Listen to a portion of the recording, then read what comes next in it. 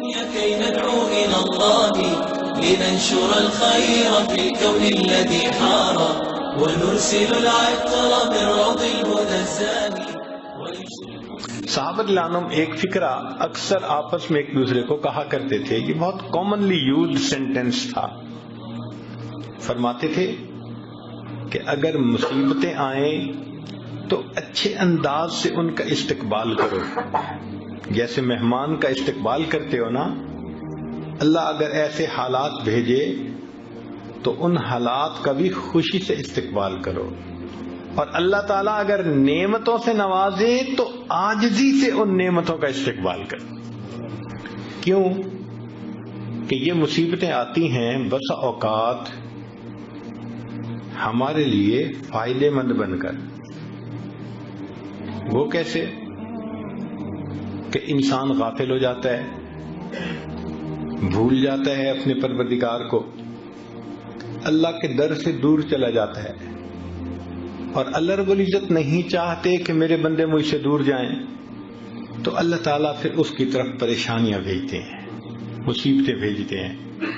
جب پریشانی آتی ہے، مصیبت آتی ہے تو خدا یاد آتا ہے، پھر خدا کے گھر آتے ہیں. کاروبار میں اونچ نیچ ہو جائے، جو 5 نمازیں بھی نہیں پڑھتا تھا وہ اب بیٹھا ہوا تہجد بھی پڑھ رہا ہے. تو مصیبتوں اور پریشانیوں میں آ کے انسان اللہ کی طرف رجوع کرتا ہے.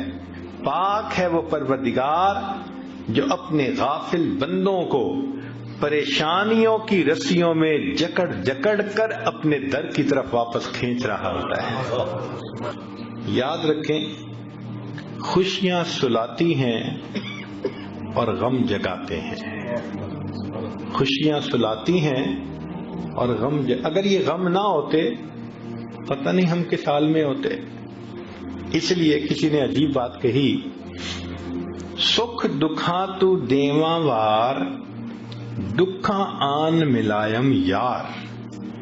میں ان سکھوں کو دکھوں پہ قربان کر دوں، ان دکھوں نے مجھے میرے یار سے ملا دیا. اچھا یہ بھی ہو سکتا ہے کہ آپ نے یہ بلائیں مصیبتیں خود مانگی ہوں. آپ حیران ہوں گے کہ بلائیں مصیبتیں تو کوئی نہیں مانگتا، ہو سکتا ہے ہم نے مانگی ہوں. وہ کیسے؟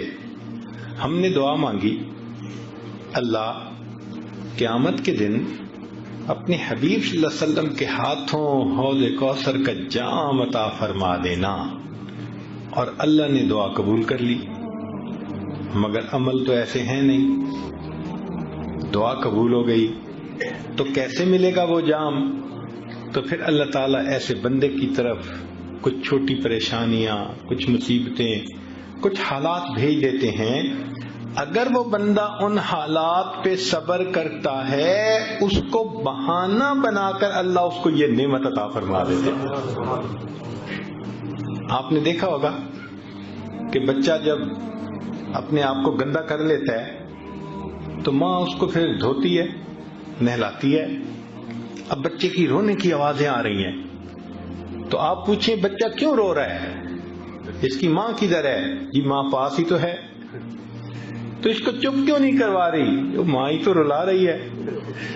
تو وہ کہے گا ماں تو بچے کو نہیں رلاتی. تو جواب ملے گا جی بچہ گندا ہو گیا تھا، وہ اس کو دھو کے، اس کو محبت کی وجہ سے گندا نہیں دیکھ سکتی، وہ اس کو دھو کے صاف ستھرا کر کے سینے سے لگانا چاہتی ہے. اللہ تعالیٰ بھی اپنے بندوں کو گناہوں کی نجاست میں لچھڑا نہیں دیکھ سکتے.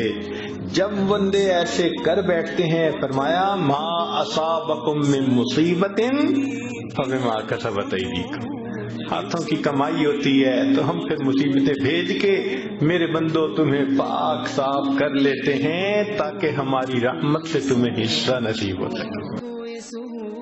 في كل سماء والحق يسود. الله أكبر، الله الله الله أكبر. لا